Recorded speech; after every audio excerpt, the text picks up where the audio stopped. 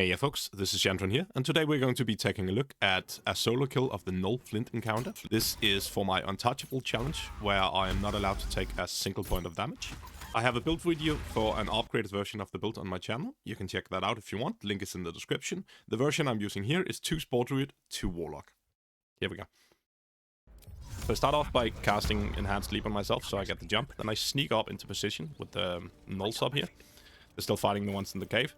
Put down a candle to dip pre-combat, and then enter turn-base just in a second here. They should not be able to turn around and see me. That's not something they do.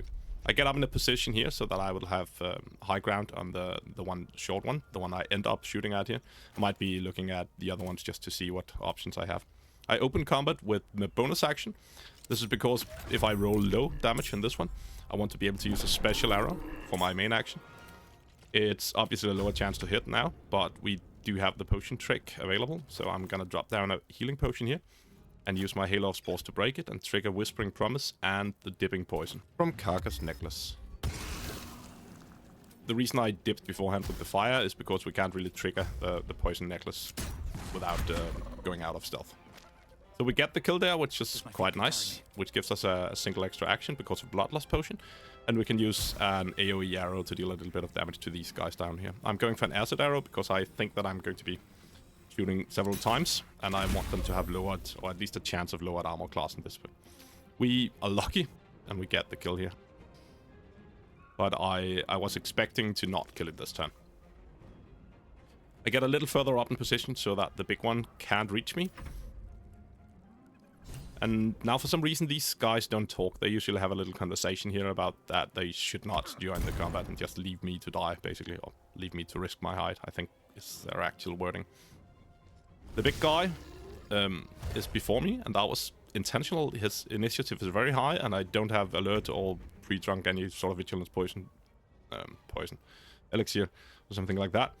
Specifically so that he could act first and go up here. There's a chance that some of the others might as well, but they should also just run up here or maybe even shoot a little bit from down there. It wouldn't be too much of a problem. I've run down to this position. I still did not get into melee range, and I should be able to jump over to over here. And now the Flind Warlord is very far away from me. I shoot at these guys. My hope is to trigger Bloodlust by killing one of the hyenas. It should be possible. And I think critical hit with the ice part on the big guy there. So I take the second shot at him with a chance to deal damage to the hyena, which I unfortunately don't, but I get the kill on him instead. So far, this is going very well. We're not supposed to have killed all of this at the moment. I use my Hail of Spores to break a speed potion to get another action here. I don't have my pet. Usually I have Shovel, but he died in a previous fight and I haven't short rested since. The fact that there's only 3 enemies left at this point seems to be quite a bit lucky, to be honest. We had the crit before on the other guy as well. A couple of misses there. This guy can dash to try and get down closer to us. And the hyena, yeah, the hyena for some reason didn't act there.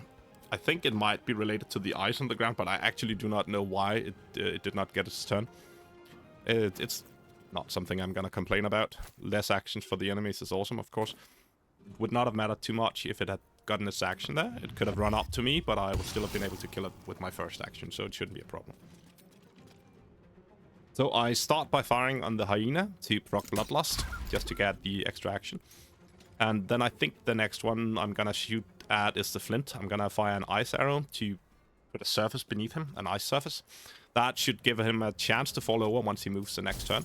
If it works, it's awesome, and if it doesn't, he should still not be able to reach me up here once I've moved a bit further up the line there. So I think we even got a little bit of extra ice damage in on the Flint there. One more shot at the small guy just to get him low. I don't want to kill him this turn, so I have a Bloodlust target for next turn, and then just the last shot on the Flint. Move as far as possible, end the turn. Great. As you can see, he has to dash here. Even if he had been able to dash all the way up to me, and that was sort of what I expected to happen, that he would get to me, I would be able to jump away and run down this way. Just disengage from the fight, basically, after shooting this Gnoll Hunter for the extra action. And then we would get into a shooting match, was the intended thing. But this is obviously better, now that I have him in a position where I'm up here and have higher ground. And he's lying flat on his ass down there, which is awesome. So, a couple of lucky shots here where I hit, despite only having 75% chance to hit. With the fighter level, this would have been 85 and a lot better, to be honest. Just put in there and we even have the one miss. I have a little thingy I do here, find a potion, a bottle of grease, I think they're called. The idea is that when he gets up and moves towards me in a second, this grease should be enough to slow him down so that he can't get into melee with me. Which in theory should mean that he starts shooting with his bow instead, which is what we're hoping for. So that's kind of the idea of it. I force him to engage me in ranged combat instead of melee combat. And that's exactly what he does, because he won't be able to get to me. This was a speed potion turn that was skipped there. So he got to shoot me 6 times in a row, which is obviously not ideal, but I had the full 8 temporary hit point shield there.